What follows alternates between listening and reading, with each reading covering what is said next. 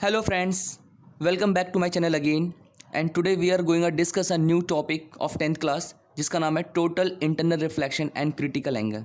तो आज हम लोग 10th क्लास के इस टॉपिक पे डिस्कस करेंगे। चलिए शुरू करते हैं। तो guys total internal reflection and critical angle discuss करने से पहले मैं आपको थोड़ा सा बेसिक बता देता हूँ। तो ये देखिए गाइस हमारे पास दो मीडियम्स होते हैं, एक रेयर एक डेंसर और एक नॉर्मल। तो गाइस आपको थोड़ी सा बेसिक बताना चाहूँगा कि कभी लाइट अगर रेयर मीडियम यानी कि एयर मीडियम से डेंसर मीडियम की तरफ जाएगी ना तो वो टूवर्ड द नॉर्मल बैंड होती है। यानी कि देखिए एक्चुअल पाथ जो था वो ये था बट नॉर्मल की तरफ बैंड हुई वो लाइट।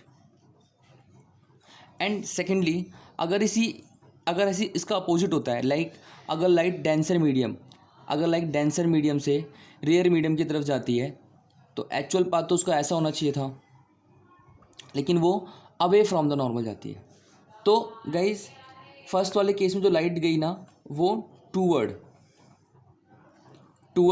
नॉर्मल गई थी। और सर गाइस जो सेकंड केस था इसके अंदर अवे फ्रॉम नॉर्मल।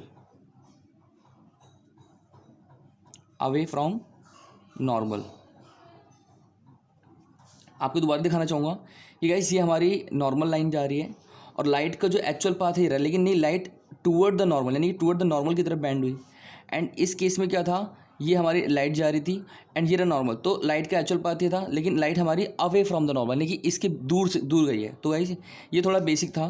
तो चलिए गाइस हम अपने मेन टॉपिक पे आते हैं। गाइस ये देखिए पहला टॉपिक, इसमें यही था कि लाइट एयर मीडियम यानी कि रेयर मीडियम से जब आती है डेंसर मीडियम में तो लाइट टूवर्ड द नॉर्मल की तरफ बैंड हुई। ये तो अभी मैंने आपको जस्ट बताया था। एंड इसका अपोजिट ये था कि लाइट अगर डेंसर मीडियम से रेयर मीडियम की तरफ जाती है तो जो इसका एक्चुअल पाथ था उस पाथ में ना जाके ये अवे फ्रॉम द नॉर्मल। देखिए गाइस ये रहा नॉर्मल और ये रहा, यानी कि कितनी दूर डिस्टेंस बना के जा रही है, तो उसको बोलेंगे away from the normal. Guys second बात ये थी। अच्छा एक बात और कि जो इंसिडेंट रे और नॉर्मल रे के बीच में जो एंगल बनता है उसको एंगल ऑफ इंसिडेंस बोला जाता है गाइस। एंगल ऑफ इंसिडेंस जिसको हम आई से डिनोट करते हैं।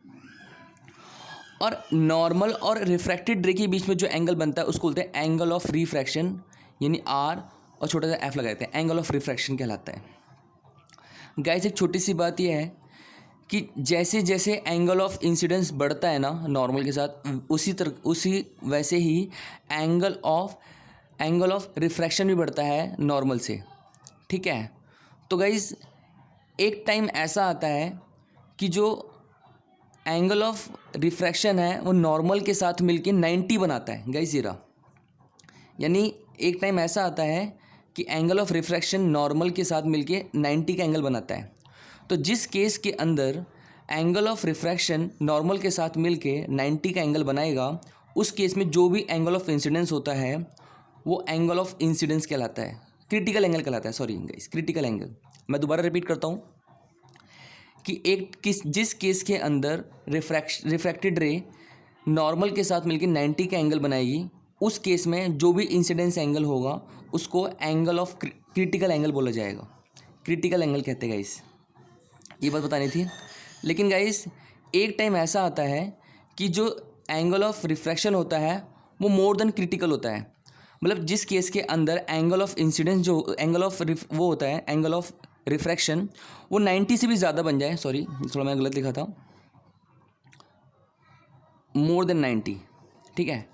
जिस केस के अंदर नॉर्मल एंड रिफ्रैक्टेड रे 90 से ज़्यादा का एंगल बना दें उस केस में हमारी जो लाइट होती है वो बाउंस बैक हो जाती है सेम मीडियम के अंदर, और इसी को बोला गया guys total internal reflection. Total internal reflection TIR, इसी को बोला गया TIR।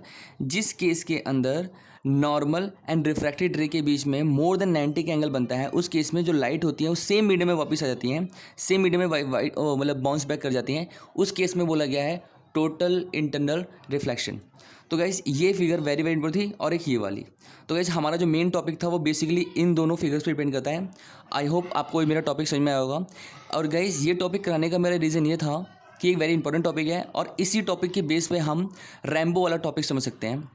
तो गाइज़ अगर आपको मेरा टॉपिक समझ में आ गया हो तो मैं अब नेक्स्ट वीडियो में आपको रैम्बो वाला टॉपिक बढ़ाने वाला हूँ, बताने वाला हूँ उसके बारे में। और आपको इस वीडियो से रिलेटिंग कोई और कमेंट है तो प्लीज़, कोई और बात करनी तो प्लीज़ मुझे कमेंट करके ज़रूर बताइएगा। ओके गाइज़, आज के लिए इतना ही, एंड नेक्स्ट वीडियो में मिलते हैं हम रैम्बो टॉपिक के साथ।